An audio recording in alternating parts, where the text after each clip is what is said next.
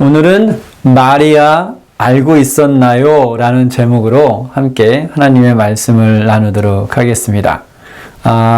내일이지만 미리 해피 마더스 데이. 우리 모든 우리 교회에 계신 어머님들, 우리 사랑하고 존경합니다. 그리고 여러분의 헌신이 참으로 아름답고, 또 여러분의 헌신을 통해서 우리 위니펙 한인교회 그 가족들이 모두 행복하게 잘 살고 있습니다. 그래서 오늘 하나님의 말씀을 통해 특별히 어머니들의 마음에 그 영혼에 생수가 넘치기를 간절히 기도합니다. 마리아, 성경에 마리아가 많지만 특별히 예수님의 어머니 마리아. 그녀는 어머니로서 세상 어느 누구도 어느 어머니도 경험할 수 없는 특별한 삶을 살았습니다. 하나님의 아들을 태워서 키웠고 또 출생시키고 또 자랄 수 있도록 도왔죠. 그렇죠? 그렇지만 그녀의 삶을 살펴보는 일은 어머니들과 또 우리 모두에게 큰 유익을 줄 수 있습니다. 그래서 오늘은 이 예수님의 어머니인 마리아의 삶을 그 몇 가지 각도에서 한번 조명해 보도록 하겠습니다. 첫 번째, 마리아는 겸손한 사람이었습니다. 가브리엘 천사가 나타나서 그리스도를 성령으로 잉타하게 될 것이라고 말했을 때 그녀는 놀랍고 또 두려웠고 어리둥절했지만 이렇게 말을 했습니다.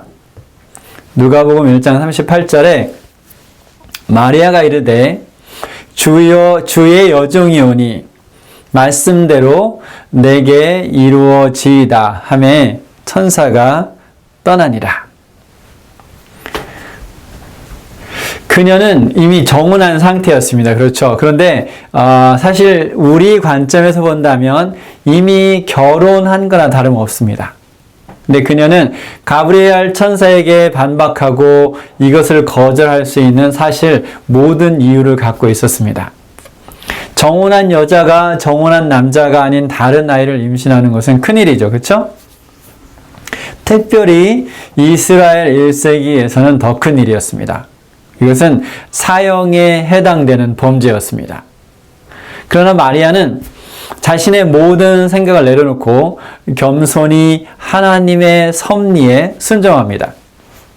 만약 마리아가 겸손한 여인이 아니었었다면 이것은 결코 받아들일 수 없는 일이었습니다. 이러고 보면 하나님께서 세상 모든 여자 중 마리아를 선택한 이유가 있는 것을 알 수 있습니다. 제가 틀릴지도 모르겠지만 제 기억으로는 사도행전 1장에 마리아가 등장한 이후에 신약 성경에 다시는 그녀가 나타나지 않습니다. 이제 교회 역사 속에서 보이지 않는 것이죠. 그래서 사도행전 1장을 보면 예수께서 하늘로 승천하신 후에 이제 몇 명이 모여 있었습니까? 우리 사도행전 읽었잖아요. 그렇죠? 몇 명이? 120명이 함께 모여 한 마음으로 기도하고 있었습니다. 그곳에는 120명 중에는 12명의 제자가 있었고, 그렇죠? 그리고 그곳에 예수님의 형제들이 있었어요. 그리고 그곳에 누가 있었냐면 예수님의 어머니 마리아가 있었습니다. 근데 우리가 정확하게 이 상황을 보면 사실 마리아는 그냥 120명 중 한 명이라고 그냥 그렇게 말할 수는 없어요. 왜 그럴까요? 그녀는 그리스도의 어머니였어요. 그래서 120명 중 가장 큰 권위를 가지고 초대교회를 흔들 수 있는 위치에 있었습니다.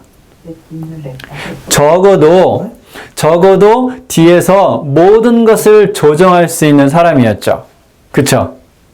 그러나 그녀는 그 기도 모임에 참석한 그 기록 후에 신약의 기록 속에서 사라집니다. 보면 사실 어떤 교단에서는 그녀를 중보자의 위치에 올려놓았지만 이것은 그녀의 의지와는 전혀 상관없는 것이죠. 그렇죠? 그녀는 겸손히 그냥 어머니로서의 삶을 살아갑니다. 겸손은 아주 중요한 덕목입니다. 어머니가 자만한 사람이라면 이것이 자녀들에게 어떤 영향을 끼칠까요? 자녀들이 그 어머니의 기대를 충족시키는 것이 정말 힘들 것입니다. 어떤 일을 해도 항상 부족하겠죠. 그렇죠? 그녀의 자만은 또 어떤 문제가 있냐? 어머니가 자만하다면 자녀들이 하나님께서 창조하신 대로의 삶을 개척해 나가는 것을 방해하게 됩니다. 진정한 겸손만이 자녀들의 삶 속에서 하나님의 길을 볼 수 있게 한다는 것이죠. 진정한 겸손만이 자신의 생각과 기대를 내려놓고 하나님의 이끄심에 순종할 수 있게 합니다. 진정한 겸손은 세상에서 가장 아름다운 것 중 하나입니다. 겸손한 어머니만이 아이를 겸손하게 되도록 지도할 수 있습니다. 이제 마리아의 다른 면을 볼까요? 다른 어머니들처럼 마리아도 예수님을 키우면서 혼동스러울 때가 있었습니다. 우리는 예수님의 어린 시절에 관한 정보를 거의 갖고 있지 않습니다. 그래도 성경의 기록이 조금은 남아있죠. 그중 한 사건이 예수님께서 12살이 되었을 때 유월절 행사에 참여하는 그때 일어납니다. 유월절 축제에 참여한 후 마리아와 요셉은 집으로 돌아가고 있었습니다. 근데 사실 이 행렬은 가족, 친척들이 함께 모여서 이동하는 큰 행렬입니다. 그래서 마리아와 요셉은 예수께서 그들 주변에 없었지만 당연히 다른 친척들과 함께 있을 것이라고 생각했죠. 그러나 그때 예수님은 성전에서 당시 큰 성경학자들과 성경에 대해서 논하고 있었습니다. 이제 한참 며칠을 헤맨 후에 성전에서 그를 발견한 마리아는 이렇게 말합니다. 아이야, 어찌하여 우리에게 이렇게 하였느냐? 여러분, 자녀를 키우다 보면 이런 말 많이 하잖아요. 왜 그랬니? 그렇죠? 왜 이런 짓을 했니? 근데 그러면서 보라, 내 아버지와 내가 근심하여 너를 찾았노라. 그러자 예수께서는 이렇게 대답을 하시죠. 누가복음 2장 49절에 예수께서 이르시되 어찌하여 나를 찾으셨나이까? 내가 내 아버지 집에 있어야 될 줄을 알지 못하셨나이까 하시니, 그들은, 성경은 뭐라고 기록하냐면 그들은 예수님의 말씀을 이해하지 못했다고 합니다. 여러분 그렇잖아요. 그렇죠? 왜 이런 짓을 했어? 라고 자녀들에게 물어보면 자녀들이 뭐라고 말을 하죠. 근데 그 말이 이해가 되지 않죠. 똑같았어요. 사실 마리아와 요셉은 그들의 아들인 예수님의 미래에 대해서 하나님부터 미리 들은 특별한 부모입니다. 여러분 혹시 그런 계시를 받으셨나요? 자녀를 낳을 때 너희 자녀가 이렇게 될 것이다. 대부분은 그런 계시를 못 봤죠. 그렇죠? 근데 이 마리아와 요셉은 그런 계시를 천사장 가브리엘을 통해서 받았어요. 그럼에도 불구하고 여전히 그들은 때때로 예수님께서 하시는 일을 이해할 수 없었습니다. 우리 부모님들, 이제 오늘은 어머님들, 왜 아이들이 어떤 행동을 할 때, 이렇게 아이들이 어떤 행동을 할 때 당황스럽고 또 전혀 이해가 안 되는 경험을 하시죠. 그렇죠? 그런 일들이 많이 일어납니다. 그래서 사실 그것을 그런 경험을 안 하는 부모가 없겠죠. 때로는 그냥 이해가 안 되는 정도가 아니라 그 신경을 건드리고 때로는 화가 나게 만들죠.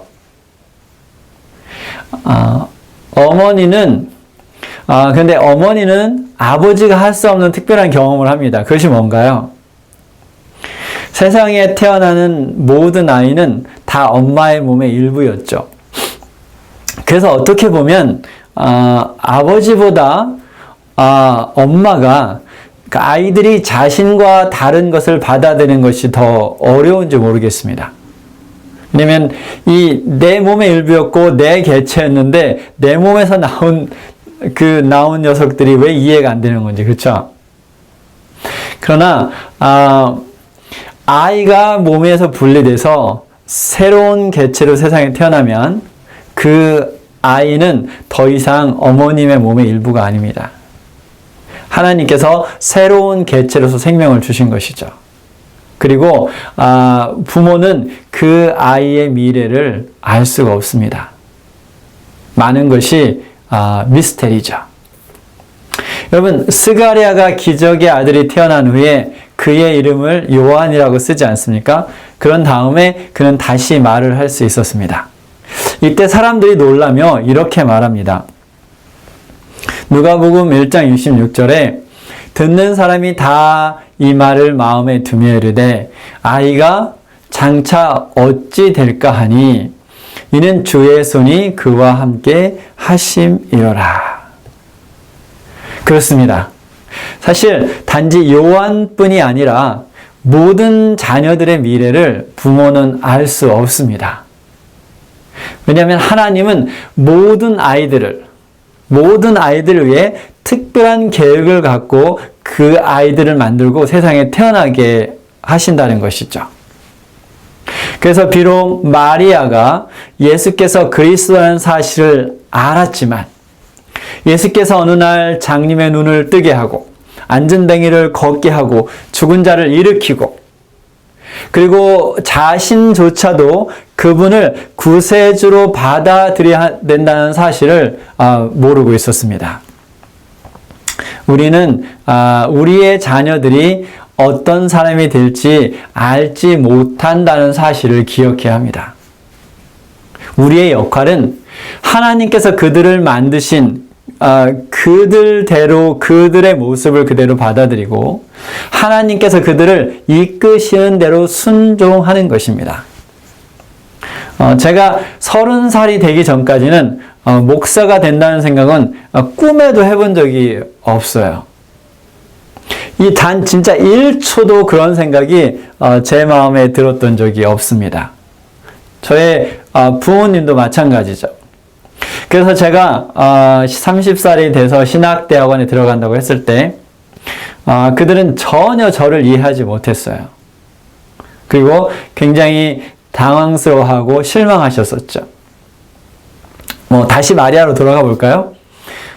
예수께서 공생애를 시작하신 후 이제 예수님의 형제들은 우리 마가복음 할 때 읽었죠. 그렇죠? 3장에서 그가 정신이 나갔다고 생각하고 가버나움으로 예수님을 찾아갑니다. 이때 마리아도 그들과 함께 가죠. 마리아는 물론 예수께서 정신이 나갔다고 생각하지는 않았지만 역시 예수님께서 하시는 일을 제대로 이해하고 있지는 못했습니다. 여러분도 자녀들이 하는 일들을 이해하지 못할 때가 많지 않습니까? 네, 저도 그래요. 어쩌면 우리가 이상하다고 생각하는 그들의 행동이 하나님께로부터 온 것일 수도 있지 않을까요? 어쩌면 하나님께서 그들을 위해 준비한 삶을 살게 하기 위해 이미 유전자 속에 기록하셨기 때문에 우리는 전혀 이해할 수 없지만 그런 일들이 우리의 자녀의 삶 속에 일어날 수 있지 않을까요? 여러분, 하나님의 지혜를 의심하는 분은 안 계시죠? 그렇죠? 우리가 이해할 수 없고 받아들일 수 없는 것이 나쁘고 잘못된 것이 아닐 수 있고 오히려 그것이 하나님께서 그 아이를 세상에 만드실 때 이미 그 아이의 유전자 속에 박아 놓을 수도 있다는 사실을 우리는 인정해야만 합니다. 여러분, 여기서 잠시 자녀들 사이에 일어나는 그 충돌에 대해서 싸움이라고 할까요? 잠시 한번 이야기해 볼까요? 여러분 자녀가 여기 한 명 이상 있는 분들은 자녀들이 싸우는 일로 인해서 근심 걱정을 해본 경험이 있을 것입니다. 그렇죠? 마리아도 그것을 경험했어요. 그렇죠? 자녀들 사이 일어나는 분쟁과 충돌을 마리아도 경험했습니다. 성경의 기록에 보면 예수님의 형제들은 예수님의 사역을 방해했습니다. 성경은 그 방해한 사건 중에 두 가지를 기록합니다. 첫 번째는 제가 좀 아까 말씀드렸던 이제 공생애를 시작하실 때 있었던 일이었고, 두 번째는 거의 맞춰질 때 일어납니다. 그런데 단지 두 번밖에 없었을까요? 아니죠? 네, 엄청 많았겠죠. 그렇지만 제가 설교 초반에도 말씀드렸듯이 그런 형제들이 나중에 어디에서 발견됩니까? 예수님의 사역을 방해하고 힘들게 했던 그들이 어디서 발견돼요? 성령을 받기 위해 함께 모여서 기도했던 120명 중에서 발견이 됩니다. 우리의 자녀들이 서로 원수처럼 으르렁거리며 못 잡아먹어서 난리를 펴도 우리는 절망하지 말아야 합니다. 왜냐하면 이 가정은 아이들이 태어나서 경험하는 첫 번째 사회입니다. 그렇죠? 맞습니까? 이 사회에서 그들은 서로 다른 사람을 대하는 사회적인 관계에 대해서 배웁니다. 이 사회적인 관계를 형성해 나가는 것은 사람의 성향에 따라 다 다르죠. 그렇죠? 그래서 우리는 부모로서 이들이 배우는 과정을 좋은 길로 인도하려고 노력할 수는 있지만 억지로 그들의 성향을 바꾸어 놓을 수는 없다는 사실을 알아야 된다는 것이죠. 마지막으로 마리아는 어머니로서 경험할 수 있는 최고의 슬픔을 겪었습니다. 뭘까요? 부모에게 있어 가장 큰 슬픔은 자식의 죽음이죠. 그렇죠? 바로 자신의 아들의 죽음을 목격하는 것이죠. 그렇죠? 세상에 이것보다 더 슬픈 일은 없어요.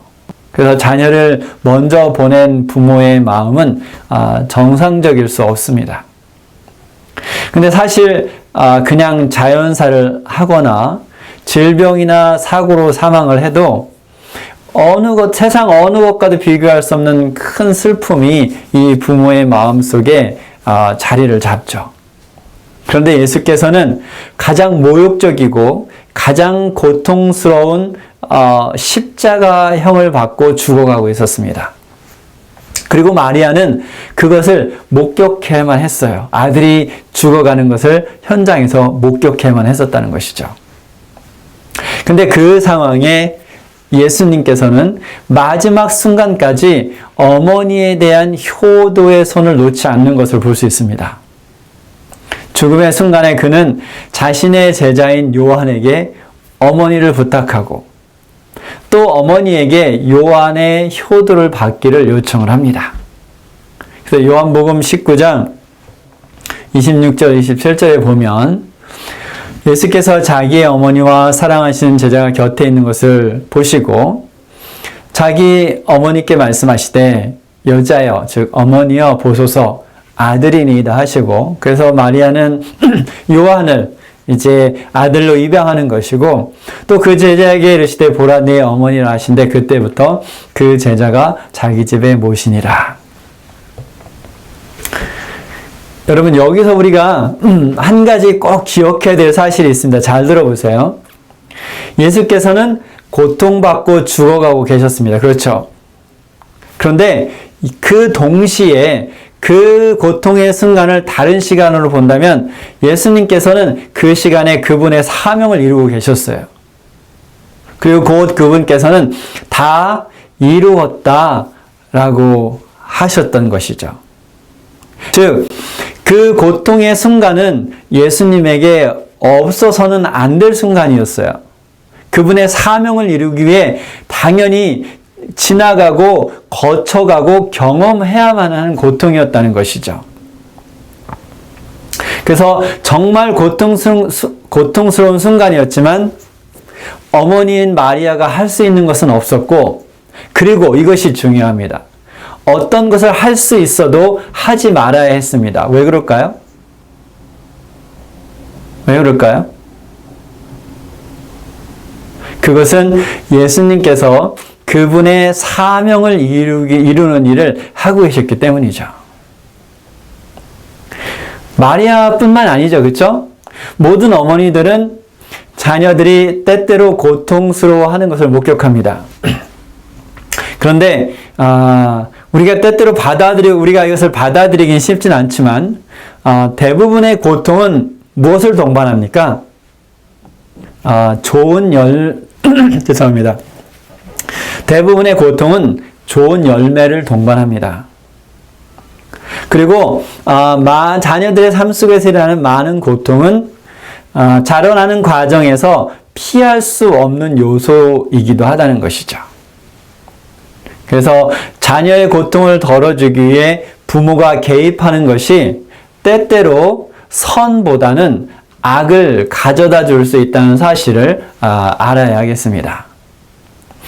저는 알을 부화시켜 본 경험은 없어요. 그래서 그런 부화에 대해서 잘은 모르지만, 하나님께서 어미새들이 부리로 이렇게 쪼개서 새끼가 나오게 하는 것이 아니라 알 안에 있는 새끼들이 스스로 알을 깨우게 나오게 만드신 데는 분명한 이유가 있을 것입니다. 그렇죠?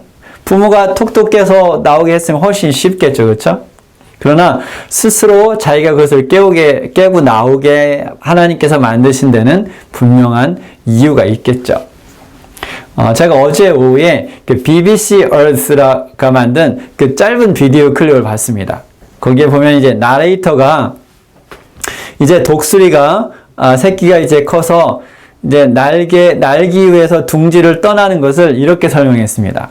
그래서 어미가 때가 되면 새끼 독수리에게 먹이를 주지 않는다 그래요.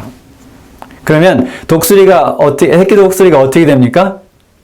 배가 고파서 이제 참을 수 없게 되는 거죠. 그렇죠? 그래서 자기가 스스로 먹이를 찾아서 둥지를 떠나면서 첫 비행을 한다고 합니다.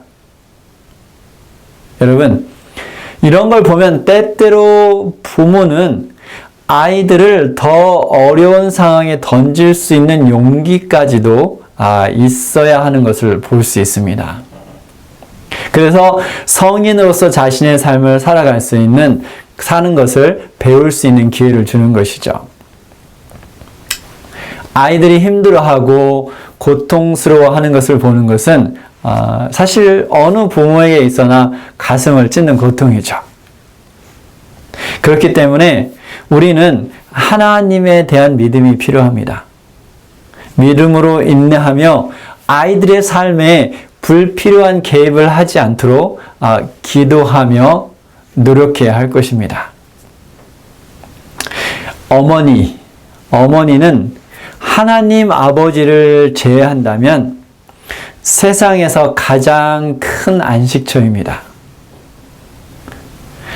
아버지의 사랑을 제가 간과하는 것은 아니지만 그 어머니의 품을 따라갈 수 없는 것 같아요. 그래서 어머니의 품은 아이가 힘들 때 뛰어들어 보호받을 수 있는 보루인 것이죠. 시작이고 마지막 보루인 것이죠. 그래서 어머니의 이 마지막 보루인 이 성이 무너진다면 결국은 아이들도 무너진다는 것이죠. 어떤 일이 있어도 어머니는 자녀를 포기하지 말아야 하겠습니다.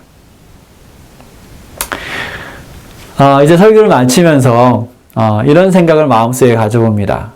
어머니가 된다는 것은 제 2의 범주 속에서 본다면 가장 성스럽고 또 가장 정교한 일입니다. 여러분, 이 시간을 빌어서 모든 어머니들의 헌신과 사랑에 감사를 드립니다. 그래서 하나님께서 모든 어머니들에게 지혜와 용기와 힘을 주시기를 바라면서 오늘 말씀을 마치겠습니다. 아멘.